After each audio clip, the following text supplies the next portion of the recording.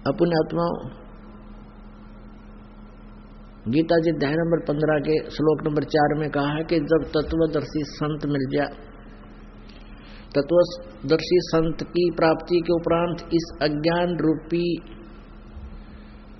इस बुद्धि को तत्व ज्ञान रूपी शस्त्र के द्वारा काटकर, अर्थात उस तत्व ज्ञान रूपी शस्त्र द्वारा समझ इसको बिल्कुल साफ करके, निर्बाध करके, जब ज्ञान आपको तत्व ज्ञान हो जाएगा, वो बिल्कुल पूरी रूप से सृष्टि रचना समझ में आ जाएगी। हम किस लिए यहाँ आए हैं, कैसे फंस गए यहाँ पर, हमारी जन्म मृत्यु हो रही है, आज हम संतान और संपत्ति में कितने व्यवस्थित हैं और बड़ा आनंद महसूस कर रहे हैं, चाहे हम बेशक दुखी भी हैं, और अपनी संतान के लिए और अपनी संपत्ति को जोड़ने के लिए पूरा जीवन लगा देते हैं और फिर अचानक मृत्यु हो जाती है। ये क्या कारण है? तो कहते हैं इस अध्यात्म ज्ञान को अच्छी तरह समझकर उस तत्व ज्ञान से, उसके पश्चात गीता जी अध्याय नंबर 15 के श्लोक 4 में कहा है, उसके पश्चात परमेश्वर के उस परम पद की खोज करनी चाहिए जहां जाने के बाद साधक फिर लौटकर कभी संसार में नहीं आते, यानी उनकी जन्म और मृत्यु सदा के लिए समाप्त हो जाती है। और गीता ज्ञानदाता कहता है कि उसी परमेश्वर से, उसी परम अक्षर ब्रह्म से संसार रूपी वृक्ष की प्रवृत्ति विस्तार को प्राप्त हुई है, अर्थात सभी ब्रह्मांडों की रचना भी उसी परमेश्वर ने, परम अक्षर ब्रह्म ने की है, और केवल उसी परमात्मा की शरण में रहना चाहिए, उसी की भक्ति करनी चाहिए, जिससे तुम्हारी जन्म और मृत्यु सदा के लिए समाप्त हो जाएगी। अब गीता ज्ञानदाता अपनी सतिथि बताता है चौथे अध्याय के 5 और 9 श्लोक में, गीता जी अध्याय नंबर 4 के श्लोक 5 और 9 में, गीता जी अध्याय नंबर 2 के श्लोक नंबर 12 में, और गीता जी अध्याय नंबर 10 के श्लोक नंबर 2 में। उसमें स्पष्ट किया है, अध्याय नंबर 10 के श्लोक नंबर 2 में कहा कि अर्जुन, मेरी उत्पत्ति को, अर्थात मेरे जन्म को न तो ऋषि लोग जानते और न ये देवता जानते, न ये सिद्ध जानते, क्योंकि ये सब मेरे से ही उत्पन्न हुए हैं। अपने आत्मा, अपने पिता की उत्पत्ति संतान नहीं जान सकती, लेकिन दादाजी बता देता है, उस पिता अपने पुत्र के यानी संतान के पिता की डेट ऑफ बर्थ भी बता देगा। इसी प्रकार ये गीता ज्ञानदाता कहता है कि ये देवता ब्रह्मा विष्णु महेश जी और अन्य सिद्ध पुरुष, ये जितने भी ऋषि महर्षि हैं, ये सब मेरे से उत्पन्न हुए हैं इस 21 ब्रह्मांड के अंदर।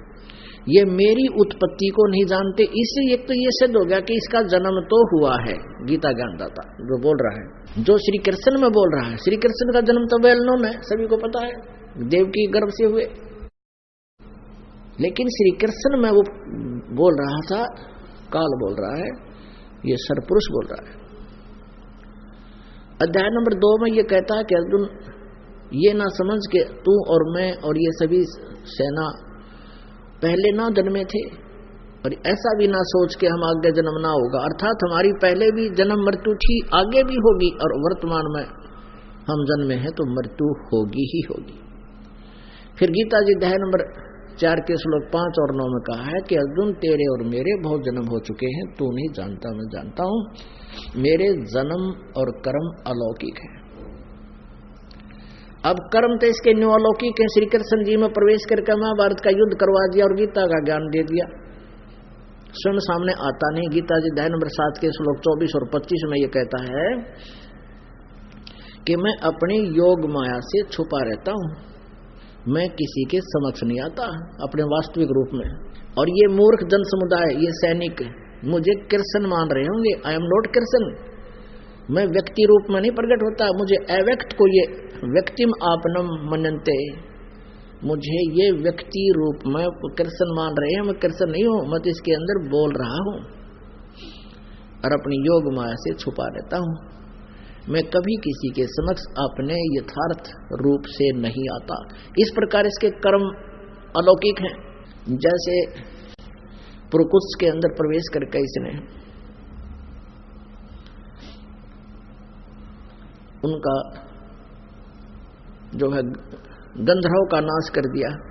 पुरकुत्स नामक एक क्षत्रिय राजा के शरीर में प्रवेश करके ये काल इसने फिर सब गंधर्व को मार डाला। फिर पुरंजय के शरीर में प्रवेश करके इसने राक्षसों को मार डाला, देवताओं के पक्ष में खड़ा होकर के। तो ऐसे इसके कर्म अलौकिक हैं। ये कहता मैं जन्मता मरता तो हूं, पहले भी बहुत बार मर चुका, तू भी मैं भी, यानी अविनाशी नहीं है हम। गीता ज्ञानदाता कहता है अर्जुन तू और मैं, हमारे तो जन्म मृत्यु बहुत बार हो चुके हैं, तू नहीं जानता मैं जानता। तो इससे सिद्ध हो गया कि इसकी साधना से, जब ये स्वयं ही जन्म मृत्यु में है, तो इसके साधक सदा के लिए जन्म मृत्यु से कैसे छूट सकते, संसार में कैसे नहीं आ सकते। अर्थात इनके साधक ब्रह्म तक के उपासक भी जन्म और मृत्यु में रहते हैं। इसका विशेष प्रमाण और दिया है। श्रीमद् भगवत गीता अध्याय नंबर 8 के श्लोक नंबर 16 में कहा कि ब्रह्मलोक पर्यंत ये सभी लोक पुनरावर्ती में है। पुनरावर्ती का अर्थ है वहां गए हुए साधक भी पुनः लौटकर, पुनः क्षीण होने पर पुनः लौटकर जन्म मृत्यु में आते हैं। तो इसे सिद्ध हो गया कि वो फिर सदा के लिए मोक्ष नहीं प्राप्त कर सके। ब्रह्म साधक भी, सरपुरुष के साधक भी। इसलिए गीता ज्ञानदाता कहता है 15वें अध्याय के 4थे श्लोक में कि जब तत्वदर्शी संत प्राप्त हो जाए उसके पश्चात परमेश्वर के उस परम पद की खोज करनी चाहिए, जहां जाने के बाद साधक फिर लौटकर कभी संसार में नहीं आते हैं। और जिस परमेश्वर ने सारे ब्रह्मांडों की रचना की है और मैं भी उसी की शरण में हूं, उसको छोड़कर किसी और की भक्ति नहीं करनी चाहिए। गीता जी अध्याय नंबर 18 के श्लोक नंबर 62 और 66 में भी यही प्रमाण किया है। अध्याय नंबर 18 के 62 में कहा कि अर्जुन तू सर्वभाव से उस परमेश्वर की शरण में जा, उसकी कृपा से तू परम शांति को, परम शांति तभी होगी जब हम जन्म मृत्यु से छुटकारा पाकर सतलोक में रहेंगे, कभी मरण नहीं होगा, वहां बुढ़ापा नहीं है और हमारा शरीर का मटेरियल भी भिन्न है जिसमें कोई रोग नहीं, अनाम है, और सनातन परम धाम को प्राप्त होगा। गीता जी अध्याय नंबर 18 के श्लोक नंबर 62 में गीता ज्ञानदाता अपने से अन्य उस परम अक्षर ब्रह्म की शरण में जाने को कह रहा है कि उसकी कृपा से तू परम शांति को और सनातन परम धाम को, यानी उस अमर लोक को, शाश्वतम शथानम, शाश्वत माने कभी नष्ट न होने वाला, कभी अंत न होने वाला लोक, यानी सतलोक को प्राप्त हो जाओगे। अब गीता जी अध्याय नंबर 18 के श्लोक नंबर 62 में इन्होंने फिर गड़बड़ कर दी अनुवादकर्ताओं ने।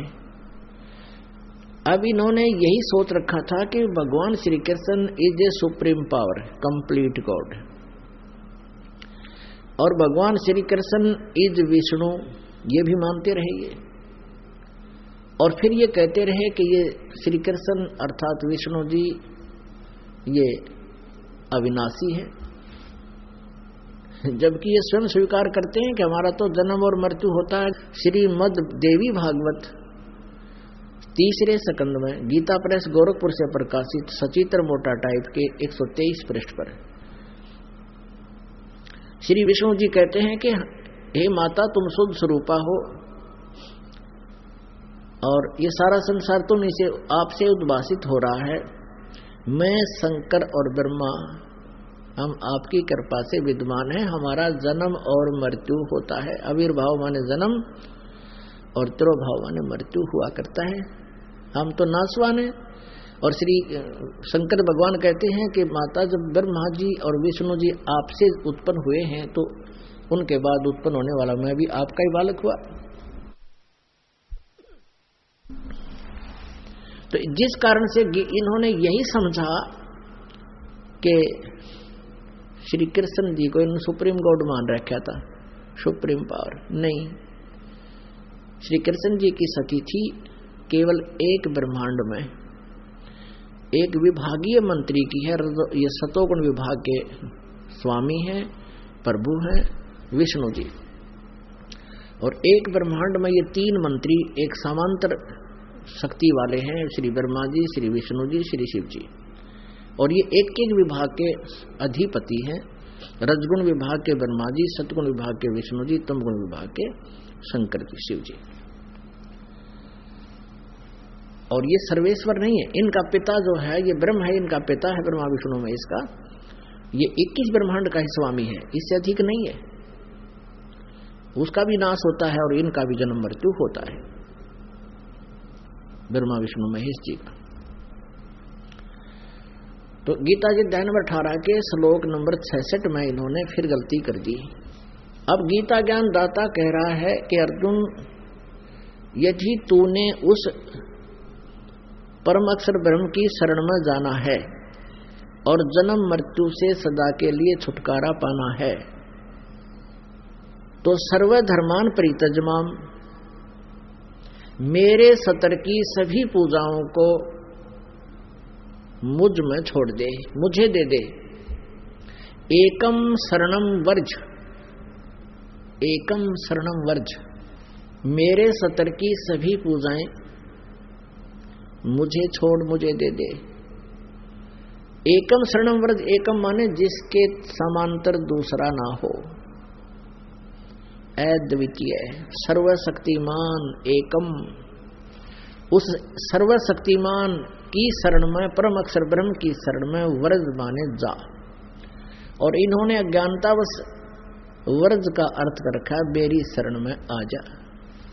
कारण क्या रहा कि इनकी बुद्धि विचलित रही, तत्व ज्ञान से अपरिचित रहे, तत्व ज्ञान इनको प्राप्त हुआ नहीं, जिस कारण से इन अनमोल ग्रंथों के अर्थों का इन्होंने अनर्थ कर डाला। तो यहां ये गीता ज्ञान दाता कहता है कि सर्वधर्मान परित्यज माम एकम शरणम व्रज, अहम तवा सर्व पापे भो मोक्षामि मासुच। अब ये कहता है कि मैं तुझे सब पापों से, सब दुखों से, पाप माने दुख, और दुख क्या है यहाँ पर, गधे कुत्ते सूर बनाना, 84 लाख योनियों में धक्के खाना। मनुष्य शरीर भी 84 लाख योनियों में से एक शरीर है, बॉडी है, इसमें कोई प्राणी सुखी नहीं है। यदि आज ही संसारिक सुख को ये सुख मान करके सोच रहा है कि मैं स्वस्थ भी हूं, संतान भी ठीक है, कल ना जाने के बिजली गिर जाए इस गंदे लोक में, तो फिर काय का सुख है यहाँ पर। और जिन सुविधाओं को हम अपनी मान रहे हैं, कार, कोठी, संपत्ति, ये 1 मिनट में मृत्यु हो जाए, फिर कहाँ अपनी चूहा अपने का घुसा फिर कितने बिल में। तो यहां ये बताना चाहा है कि ये इन सभी दुख हम क्यों पा रहे हैं, क्योंकि हमने ब्रह्म साधना की। इन ऋषि महर्षियों ने सबसे पहले वेदों से जो जानकारी ब्रह्मा से प्राप्त हुई, ब्रह्मा जी ने ओम नाम बता दिया इनको कि वेदों में यजुर्वेद अध्याय नंबर 40 के मंत्र नंबर 15 में लिखा है कि ओम कर्तु समर किलवे समर और कर्तुम समर,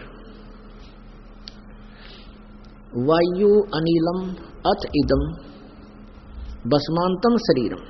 भस्मांतम शरीरम माने जब शरीर का अंत होगा, यानी तो शरीर छोड़कर जाएगा, उस समय तक इस ओम नाम का जाप करता रहे, काम करते करते सिमरण कर। ओम कर्तु समर, कर्तु माने काम करते करते, और किलवे समर, किलवे माने विशेष कसक के साथ, औपचारिकता से नहीं, और कर्तुम माने अपना परम कर्तव्य जान के कि मनुष्य जीवन केवल परमात्मा पाने और भक्ति मोक्ष कराने के लिए ही प्राप्त हुआ है, इस उद्देश्य से तो अत्यधिक समय लगा। लेकिन इन यहां से ब्रह्मा जी ने और अन्य ऋषि महर्षियों ने ओम नाम तो ले लिया, और ब्रह्म जैसे यजुर्वेद अध्याय नंबर 40 के मंत्र नंबर 17 में, यानी यजुर्वेद का अंतिम मंत्र है, उसमें स्पष्ट कर दिया है वेद ज्ञान दाता ये ब्रह्म है, सरपुरुष है, जो गीता ज्ञान दाता है, श्री कृष्ण में प्रवेश करके गीता जी का ज्ञान दे रहा है, वही ये वेदों का ज्ञान अब दे रहा है, परमात्मा से प्राप्त ज्ञान को सुना रहा है। ये कहता है कि पूर्ण परमात्मा तो ऊपर प्रोक्ष है, वो तो गुप्त है। जैसे संसार रूपी वृक्ष की जड़ें पृथ्वी के अंदर प्रोक्ष होती हैं, गुप्त होती हैं, ऐसे वो पूर्ण परमात्मा तो ऊपर प्रोक्ष है और मैं ब्रह्म हूं, और मैं खम ब्रह्म, अहम खम ब्रह्म ओम, मेरा ओम नाम है। और मैं अंतरिक्ष में ब्रह्मलोक में, ब्रह्म लोक रूपी उस अंतरिक्ष में मैं रहता हूं, और वो परमात्मा तो अलग है, वो तो प्रोक्ष है। अब यहां ये दो भगवान हैं, ये भी ब्रह्मा जी का समझ में ना ऋषि में, ऋषियों का समझ में आई। जैसे गीता जी अध्याय नंबर 4 के श्लोक नंबर 34 में कहा कि उस तत्व ज्ञान को जो परमात्मा आकर बताता है, वो तत्व ज्ञान है, उस वो अपने मुखारविंद से बोलता है, उस तत्व ज्ञान को तू तत्वदर्शी संतों के पास जाकर समझ। यानी गीता अध्याय नंबर 4 के श्लोक 32 और 34 दोनों मिलकर के इस कंसेप्ट क्लियर होता है। श्रीमद् भगवत गीता जी के अध्याय नंबर 32 और 34 में जो निर्णायक ज्ञान है वो ये है कि परमेश्वर पूर्ण ब्रह्म स्वयं ही अपने मुखारविंद से तत्व ज्ञान को बोलता है, और वो तत्व ज्ञान कहलाता है। उस तत्व ज्ञान को तत्वदर्शी संतों के पास जाकर समझ, और वो तत्वदर्शी संत फिर तुझे उस परमात्मा तत्व का ज्ञान कराएंगे। और यही यजुर्वेद अध्याय नंबर 40 के श्लोक नंबर 10 मंत्र नंबर 10 से लेकर 13 में स्पष्ट किया है। वेद ज्ञानदाता कहता है कि कोई तो परमात्मा को संभवात मानता है, संभवात माने जो जन्म लेता है श्री राम कृष्ण आदि के रूप में, और कोई मानता है असंभवात, यानी वो कदे जन्म नहीं लेता, निराकार मानते हैं। तो यहां बताया गया है कि इस वो परमात्मा जन्म लेता है या नहीं लेता है, वो निराकार है या साकार है, इसकी जानकारी भी तत्वदर्शी संत बताते हैं। धीराणाम, धीराणाम माने तत्वदर्शी संत जिनका ज्ञान टिकाऊ हो, और उनसे सुनो। अब परमात्मा कहते हैं मोती मुक्ता दर्शत नाही, ये जग है सब अंधरे, दिखत के तो नैन चश्म, इनका फेरा मोतिया बंदरे। ये दिखत महर्षि और बड़े बड़े विद्वान संस्कृत में घोटालाएं बैठे थे, क्या नहीं पता था भगवान के बारे में, अध्यात्म ज्ञान, ना वेदों का ज्ञान था इनको। अब परमात्मा कहते हैं इनका मोतिया बिंद था, जैसे किसी का मोतिया बिंद हो जावे, उसकी आंखें बहुत स्वस्थ दिखाई देती हैं, स्वस्थ। आम व्यक्ति तो इन्होंने सोचा इसने गणाए दिखता होगा, और उसने दिखता कोई ना कुछ भी, वो तो निपटंधा होता है। तो इसी प्रकार ये संस्कृत भाषा के जानने वाले हमने मूर्ख बना के हमारे पूर्वजन आज ताई हमने सोचा करते ये संस्कृत भाषा को जानने वाले हैं, वेद और गीता और पुराण ये सभी संस्कृत भाषा में लिपिबद्ध हैं। तो हमने ये मान लिया ये विद्वान पुरुष हैं और इन्होंने ग्रंथों को सही जाना है, और जो ये हमें मौखिक ज्ञान सुना रहे हमारी लैंग्वेज में यह सही है, हमने फाइनल कर लिया। परमात्मा कहते हैं ये तो इनका तो मोतिया बंद हो रहा था, और हमने तो ये दिखे थे आख्याड़े थे अंधे, हमने भी ले गए खड्डे में, आप भी डूब मरे। हमारे पूर्वज सारे भूत बना दिए, मेरे को उनके श्राद्ध निकालो, हुआ पहले भूत बनवाए, अरे दोसर कर दिए कि ईब उनके श्राद्ध निकालो, पेट भरनिया नहीं और काम चला दिया। तो यहाँ यजुर्वेद अध्याय नंबर 40 के श्लोक नंबर 10 से 13 में स्पष्ट किया हुआ है कि उस परमात्मा के बारे में सही जानकारी तो तत्वदर्शी संत बताएंगे, विद्वान पुरुष जिनका ज्ञान टिकाऊ हो। फिर विद्वान और अविद्वान की परिभाषा क्लियर करी है, इसमें स्पष्ट किया है यजुर्वेद अध्याय नंबर 40 के ही मंत्र नंबर 11 से लेकर 13 तक कि कोई तो जिसने अक्षर ज्ञान हो गया उसको विद्वान कह देते हैं। जैसे किसी ने संस्कृत भाषा आती है तो उसको विद्वान कहने लगे महर्षि, और जिसको अक्षर ज्ञान नहीं है उसको अविद्वान कहने लगे कि ये तो अविद्वान है, इसको अक्षर ज्ञान नहीं है, ये शिक्षित नहीं है। यानी शिक्षित को तो अक्षर ज्ञान वाले को तो विद्वान कहने लगे, और अशिक्षित को अविद्वान, इतनी सी परिभाषा बना ली। कहते हैं विद्वान और अविद्वान की परिभाषा भी वो तत्वदर्शी संत ही बतावेगा, उनसे सुनो। अपने आत्माओं हम इन ऋषि महर्षियों को, एक इस कलयुगी महर्षि दानंद को और ये सतयुग के ब्राह्मणों को, ब्रह्मा तक को, हम सभी इनको विद्वान मानते थे क्योंकि ये संस्कृत भाषा जानते थे। और परमेश्वर कबीर जी पूर्ण परमात्मा आए थे 600 वर्ष पहले, जब बनारस में काशी में प्रकट हुए थे, बालक रूप धारण करके, शिशु रूप धारण करके लीलामय तरीके से बड़े हुए। फिर अपनी अमृतवाणी में पवित्र 4 वेदों सहित और 18 पुराण, सारे उपनिषद जो इन्होंने बांट रखे थे नकलिया ने, उन सब का ज्ञान दे करके फिर उनको रिजेक्ट किया कि ये गलत है, ये ऐसा ऐसा बताते हैं। और फिर ज्ञान दिया कि ये ऐसा है, भगवान ऐसा है, ब्रह्मा विष्णु महेश की जन्म मृत्यु होती है।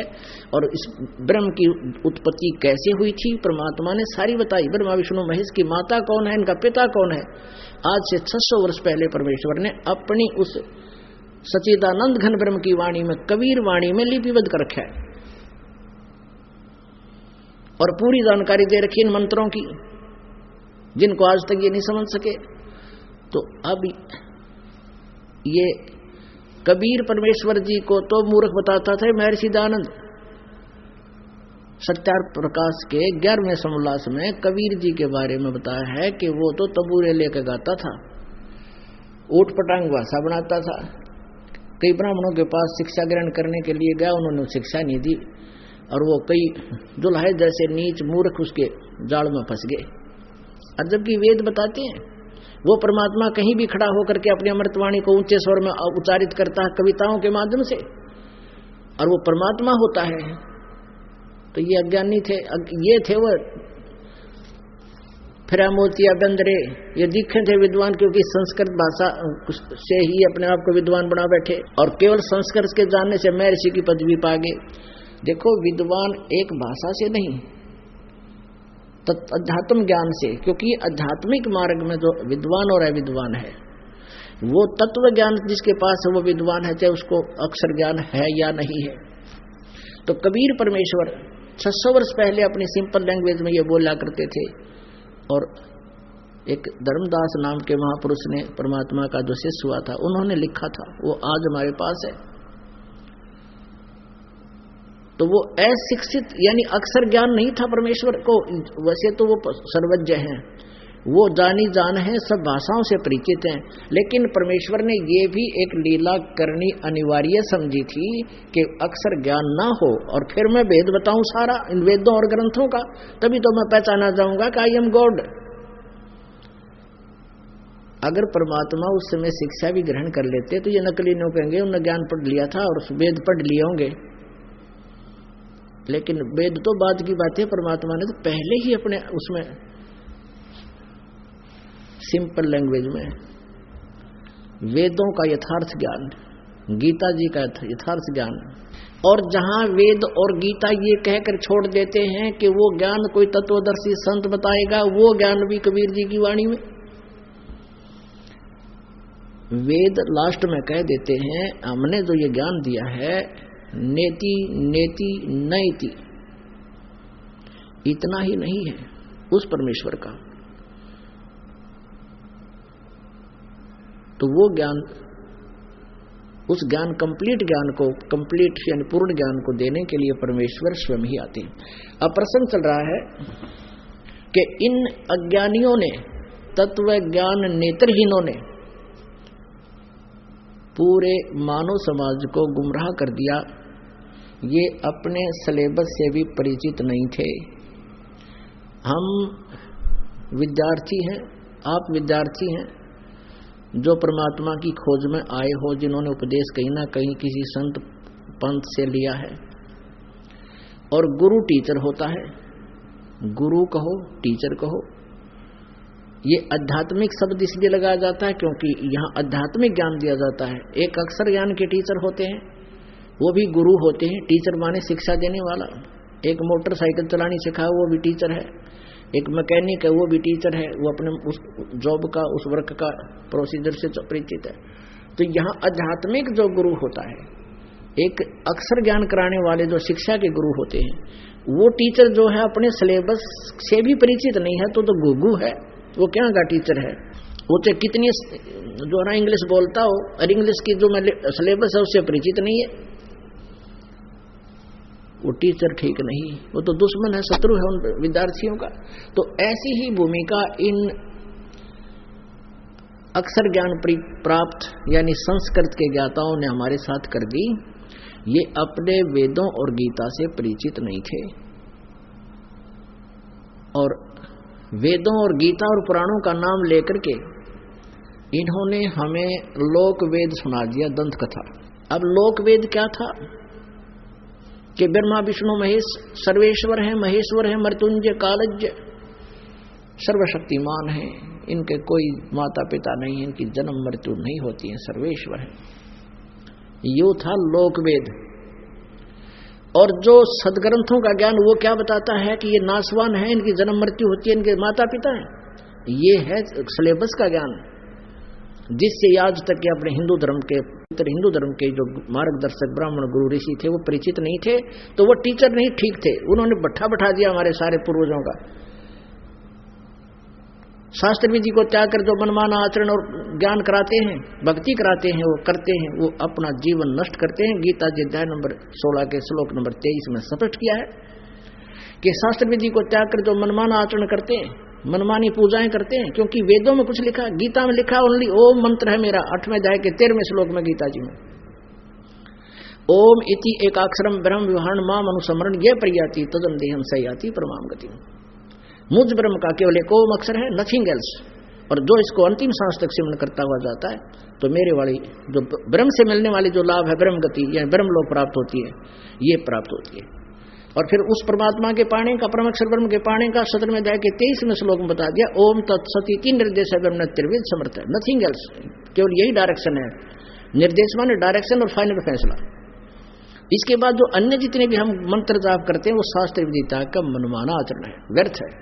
गीता जी अध्याय नंबर 16 के श्लोक नंबर 23 में कहा कि जो शास्त्र विधि को त्याग कर मनमाना आचरण करते हैं, मनमानी पूजाएं करते हैं, न उनको सुख होता है, न उनकी गति होती है, न कोई सिद्धि प्राप्त होती है, अर्थात व्यर्थ। इसलिए गीता जी अध्याय नंबर 16 के श्लोक नंबर 24 में तुरंत कहा कि इससे तेरे लिए अर्जुन शास्त्र ही प्रमाण है। शास्त्र को त्याग कर कोई बकवाद गढ़ता उसके नहीं सुनना। तो आज तक जो ज्ञान हमें दिया गया कि ब्रह्मा विष्णु महेश अजरो अमर है, इन्हीं की पूजा करनी चाहिए, तो ये लोकवेद था। अब यहां थोड़ा सा हिंट देते हैं ब्रह्मा विष्णु महेश के, और तो स्वीकार्य हो जाएगा आपको कि ब्रह्मा विष्णु महेश नासवान है। थोड़ा संकेत देकर आगे सत्संग सुनाते हैं। ये देखिएगा श्रीमद् देवी भागवत सचित्र मोटा टाइप केवल हिंदी, गीता प्रेस गोरखपुर से प्रकाशित है। संपादक है हनुमान प्रसाद पोदार चिमनलाल गोस्वामी। ये गीता प्रेस गोरखपुर से प्रकाशित है। फिर से देखिएगा। अब इसके 123 पृष्ठ पर हम लेते हैं। चंद पंक्तियां बहुत कुछ निर्णय दे रही हैं। 123 पृष्ठ और 3रा स्कंध। विष्णु जी कह रहे हैं, अपनी सतिथि बता रहे हैं, अपनी माता दुर्गा की महिमा गा रहे हैं। तुम शुद्ध स्वरूपा हो, यह संसार, सारा संसार तुम्ही से उद्भासित हो रहा है। मैं ब्रह्मा और शंकर हम सभी तुम्हारी कृपा से विद्यमान है। हमारा आविर्भाव माने जन्म और तिरोभाव माने मृत्यु। हमारा आविर्भाव माने जन्म और तिरोभाव माने मृत्यु। हमारा तो जन्म और मृत्यु हुआ करता है। केवल तुम ही नित्य हो, जगत जननी हो, प्रकृति और सनातनी देवी हो। ये प्रकृति शब्द भी याद रखना आपको, गीता जी के अंदर ये दास बताएगा फिर कि प्रकृति दुर्गा को कहते हैं। वहां भी ब्रह्मा विष्णु महेश की उत्पत्ति का आपको पता चलेगा। अब यहां भगवान शंकर कहते हैं, भगवान शंकर बोले, देवी यदि महाभाग विष्णु तुम ही से प्रकट हुए हैं तो उनके बाद उत्पन्न होने वाले ब्रह्मा भी तुम्हारे बालक हुए। फिर मैं तमोगुणी लीला करने वाला शंकर क्या तुम्हारी संतान नहीं हुआ? अर्थात मुझे भी उत्पन्न करने वाली तुम ही हो शिवे। संपूर्ण संसार की सृष्टि करने में तुम बड़ी चतुर हो। इस संसार की सृष्टि, स्थिति और संहार में तुम्हारे गुण सदा समर्थ हैं। उन्हीं तीनों गुणों से उत्पन्न हम, रजगुण ब्रह्मा, सतगुण विष्णु, तमगुण शिव जी। ब्रह्मा विष्णु एवं शंकर नियमानुसार कार्य में तत्पर रहते हैं। अपनात्मा अब ये है एक अनिवार्य स्टेप है कि समय समय पर ये प्रमाण सदग्रंथों के आपके रूबरू कराऊं, नहीं तो आप जो पहली बार ये ज्ञान सुनेगा कोई भक्तात्मा सौभाग्य से, तो वो बिदक जाएगा कि ब्रह्मा विष्णु महेश को भी नासवान बतावे। ये दास नहीं बता रहा, इनका इतिहास बता रहा है, वो दिखा रहा हूं मैं आपको। अब ये जो आसानी से आपके गले उतर जाएगी, जो कहानी दास सुनाना चाह रहा था, इसलिए थोड़ा बताया, दिखाना पड़ा। अब यहां प्रसंग चल रहा है कि मोती मुक्ता दर्शत नाही, ये जग है सब अंदर, दिखत के तो नैन चश्म इनके फेरा मोतिया बंदरे। अभी तक जो ब्रह्मा विष्णु महेश को अब अजरो अमर बता रहे थे ना, वो लोक वेद सुना रहे थे। इनके कोई माता पिता नहीं, ये खुद कह रहे हैं दुर्गा को तुम हमारी माता है और हम आपसे जन्म हुआ है। इनका पिता कौन है ये भी स्पष्ट है, शिव पुराण में लिखा है, और परमेश्वर ने स्वयं आकर बताया है कबीर जी ने 600 वर्ष पहले। तो परमात्मा ने 600 वर्ष पहले अपनी वाणी बताया है कि धर्मदास ये जग बौराना और कोई ना जाने पद निर्वाणा। ये सब विचलित है सभी समाज, भगत समाज और ऋषि महर्षि, और कोई भी निर्वाण पद से, वे ऑफ वर्शिप यानी पूर्ण मोक्ष मार्ग से कोई परिचित नहीं है। यही कारण मैं कथा पसारा और जग से कहिए एक राम ने आरा। अब मैं तुमसे कहूं चिताई, त्रिदेवन की उत्पत्ति भाई। 600 साल पहले परमात्मा ने बताया था कि मां अष्टंगी, पिता निरंजन, ये जमदारुण वंशन अंदन। फिर बताते हैं कि धर्मराय की ने भोग विलासा, या दुर्गा इस काल की पत्नी है ब्रह्म की या देवी कहते हैं। फिर इन्होंने पति पत्नी व्यवहार किया, तब दुर्गा को रही तब आशा, ये प्रेग्नेंट हुई और 3 पुत्र अष्टंगी जाए यानी उत्पन्न किए, और ब्रह्मा विष्णु शिव नाम धराए।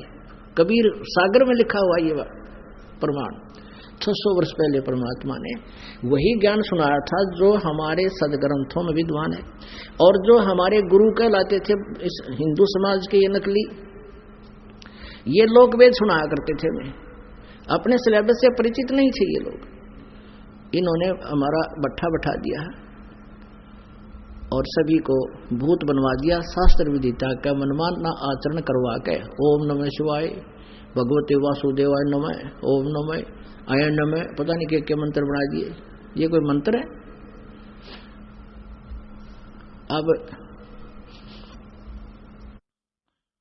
अब गीता जी, अब जैसे यजुर्वेद अध्याय नंबर 40 के श्लोक नंबर 15 में थे, इन्होंने ओम नाम तो ले लिया, लेकिन इनकी आंखें थी नहीं, अंधे थे, इसलिए इनको ये ज्ञान नहीं हुआ कि इस 40वें अध्याय में यजुर्वेद में और 10 मंत्र में क्या बोला गया है कि उस परमेश्वर की सही जानकारी तो तत्वदर्शी संत बताएंगे। तो वो तत्वदर्शी संत कौन है? जो वेद भी नहीं जानते उसको, उस ज्ञान को वो बताएगा। और ये जितने भी ब्राह्मण थे, ऋषि कहो, ब्राह्मण कहो और ब्रह्मा विष्णु महेश कहो, ये वेदों तक ही सीमित रहे। इन वेदों को भी सही नहीं समझ सके क्योंकि तत्वदर्शी संत मिला नहीं। यदि तत्वदर्शी संत मिला होता तो ये बात आज तक बिगड़ी ना होती। ये केवल ओम नाम का जाप नहीं करते। गीता जी अध्याय नंबर 17 के श्लोक नंबर 23 में 3 मंत्र बताए हैं, ओम, तत् और सत। ओम इस सरपुरुष का, ओम सरपुरुष का यानी सरब्रह्म का, ज्योति निरंजन का ओम, इस ब्रह्म का, और तत् और सत ये सांकेतिक है।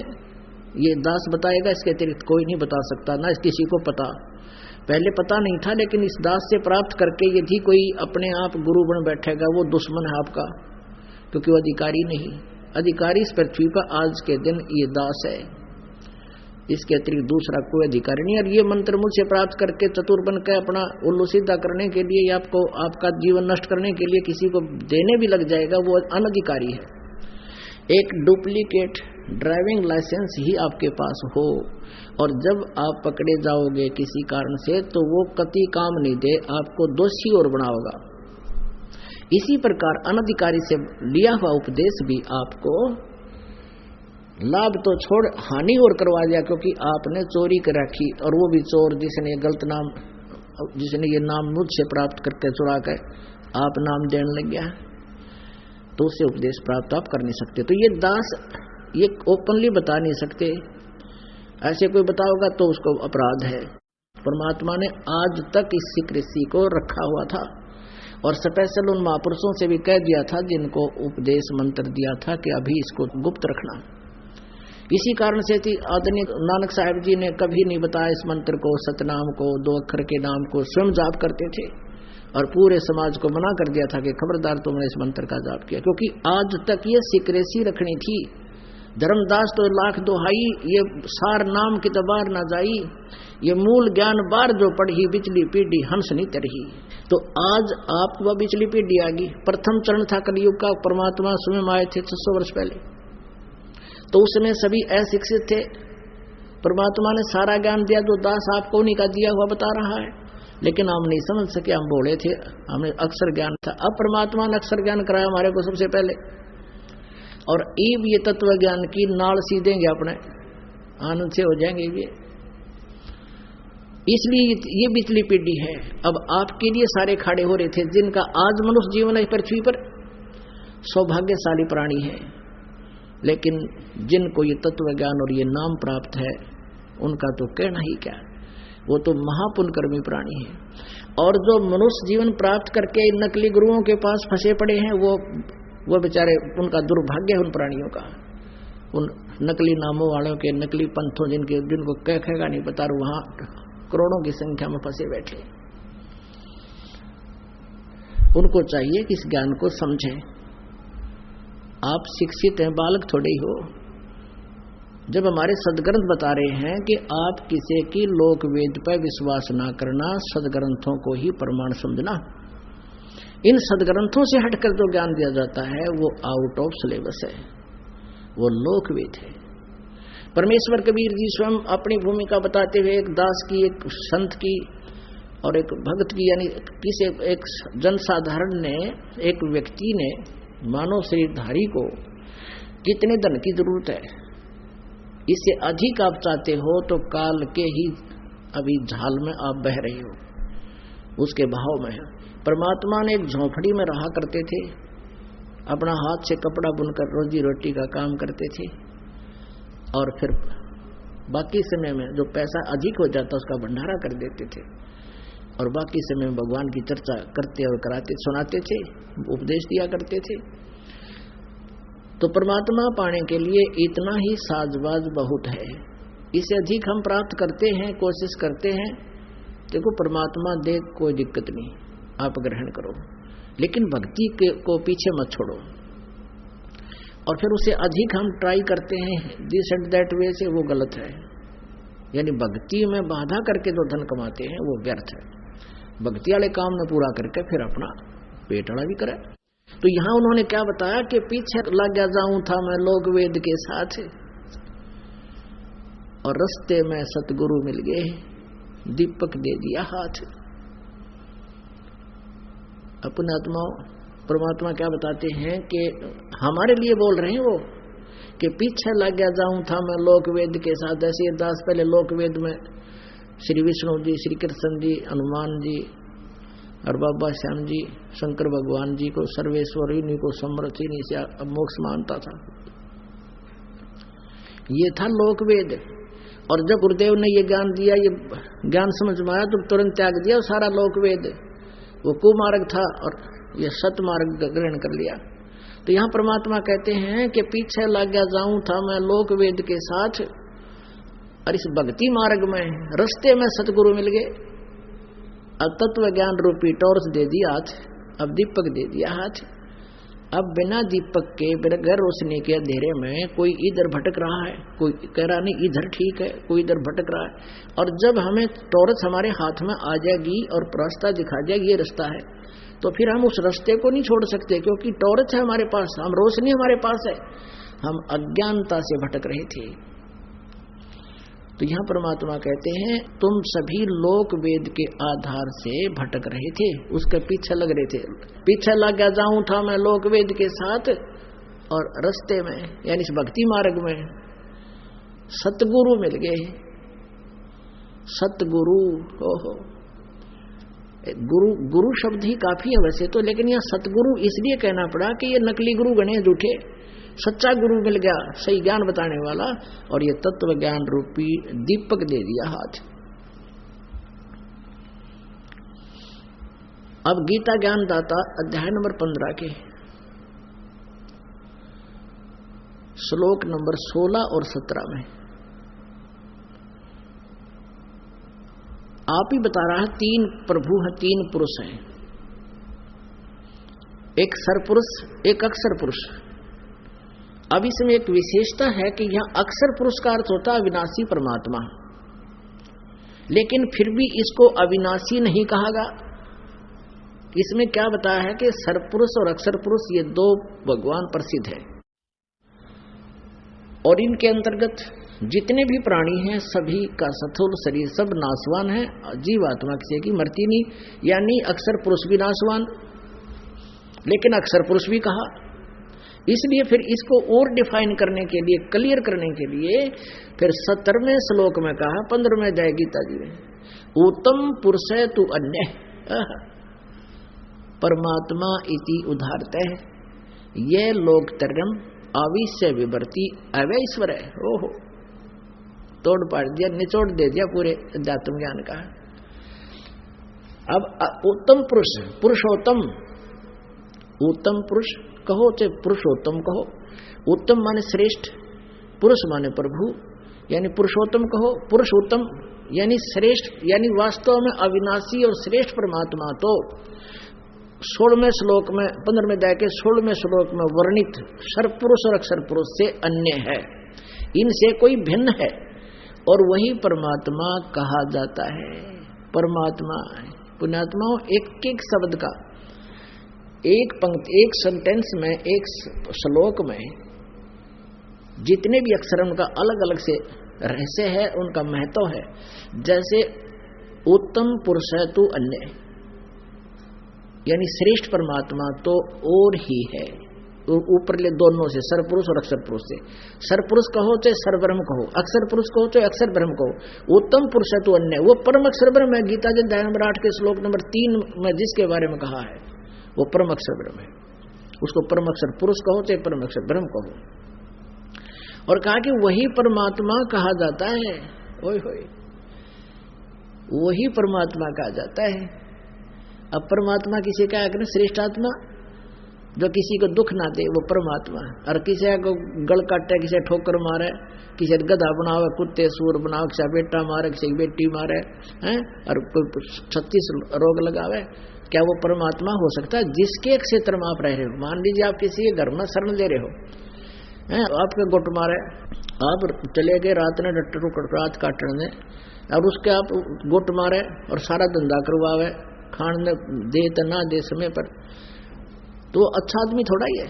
तो हम जिसके लोक में रह रहे हैं ये परमात्मा नहीं है, ये प्रभु तो है, हमारा स्वामी तो है, क्योंकि हमें तो रोके बैठा, हमारे से तगड़ा है, लेकिन ये परमात्मा नहीं। परमात्मा का अर्थ होता है जो दुख ना दे, सुख ही सुख दे, श्रेष्ठ आत्मा। और फिर कहा कि ये लोकतरम आविश्य विवर्ती, जो तीनों लोकों में प्रवेश करके सबका धारण पोषण करता है, अवैश्वर है, वो है अविनाशी परमेश्वर। अब तीनों लोकों का धारण पोषण कौन करता है? वो जड़ रूपी भगवान, मूल रूपी प्रभु सारे संसार रूपी वर्ग का पोषण करता है। अब धारण पोषण कौन करता है हम सबका? जैसे 15वें अध्याय के प्रथम मंत्र में गीता जी में कहा है कि ऊर्ध्व मूलम अधः शाखम, ऊपर को मूल वाला, नीचे को तीनों गुण रूपी शाखा वाला, उल्टा लटका संसार रूपी वर्ग से। अध्याय नंबर 15 का 1 से 4 का सारांश है।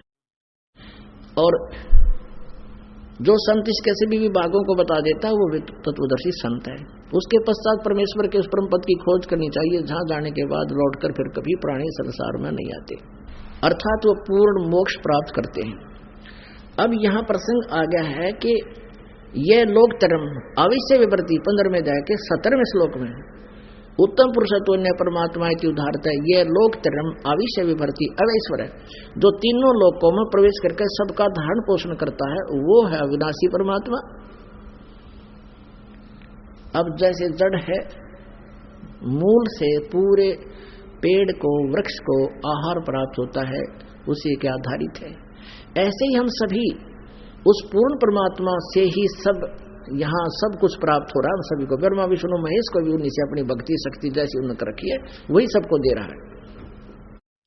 अब यहाँ एक शंका और उत्पन्न होती है 15वें अध्याय के 18वें श्लोक में।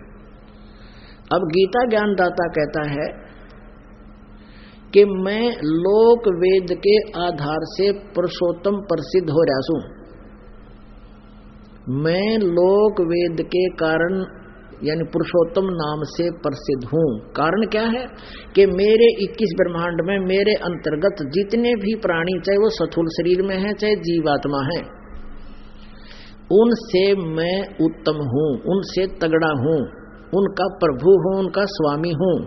इसलिए मैं लोक वेद दंत कथा सुने सुनाए ज्ञान से मैं पुरुषोत्तम प्रसिद्ध हूं। आई एम नॉट पुरुषोत्तम, क्योंकि पुरुषोत्तमता बता दिया 15वें अध्याय के 17वें श्लोक में, वो है पुरुषोत्तम।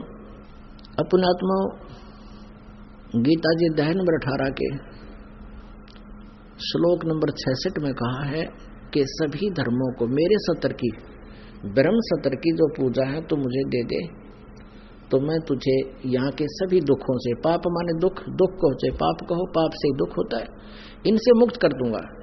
यानी कुत्ते गधे सुअर नहीं बनाऊंगा, फिर तू दोबारा जन्म नहीं पावेगा।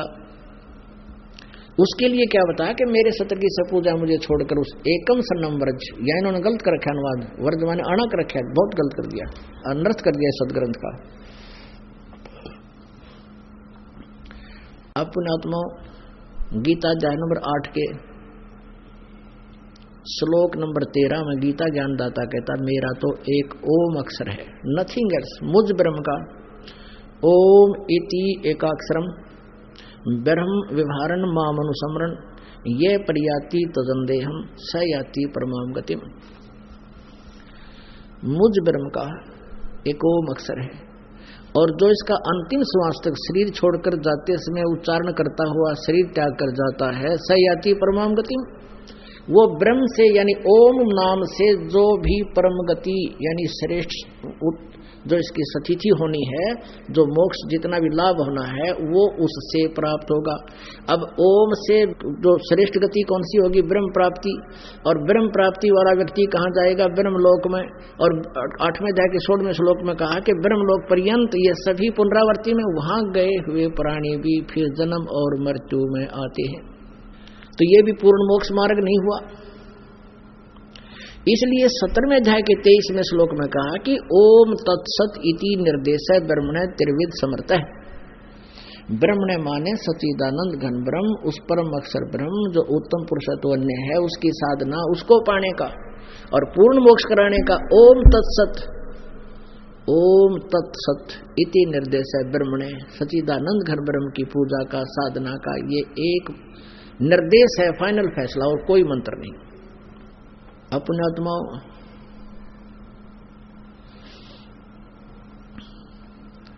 गीता ज्ञानदाता 8वें अध्याय में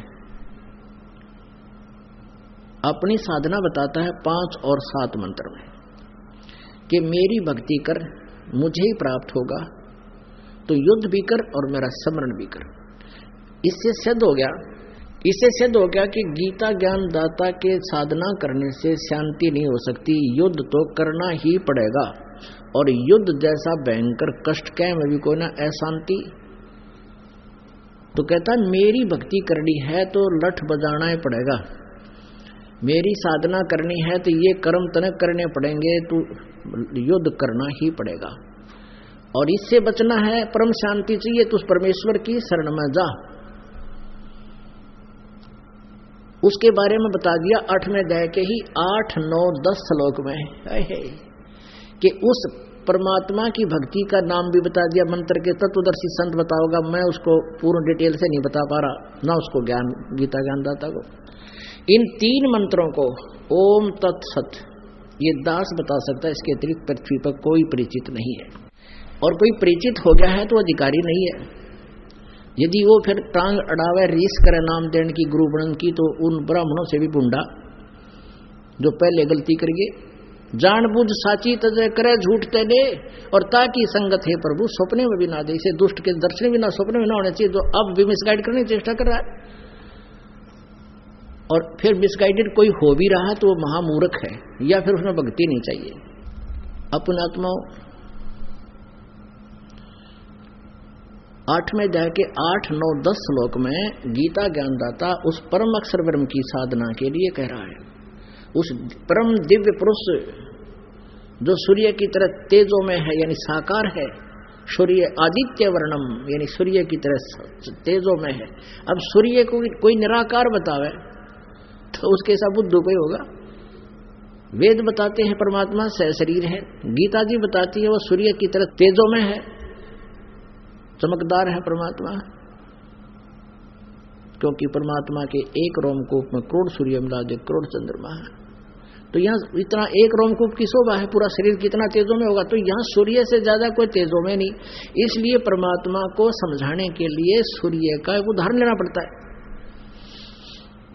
तो सूर्य निराकार के ऊपर हो गया, तैसे भगवान साकार भी है और यहाँ प्रमाणित है। तो यहाँ क्या बताया है कि वो परम दिव्य पुरुष उसकी साधना करेगा, उस तत्वदर्शी संत से प्राप्त साधक मंत्रों से, जाप से, विधि से, तो उस भक्ति की शक्ति के बल से, तो योग माने साधना, योगी माने साधक। अब हमने इनको योगी मान लिया जो प्राणायाम कर पेट का पानी हिलाकर ऊपर ने टांग करके और किधर कोई कार रोक दी, किधर गिरडी छाती में धर ली, कोलड़ी चाट ली, कोई साधना योगी हुआ? ये तो डले डो है। तो योग का अर्थ होता है साधक, यानी जो जोड़ने और जुड़ने की चेष्टा करता है। आत्मा परमात्मा से योग चाहती है, उसे मिलना चाहती है।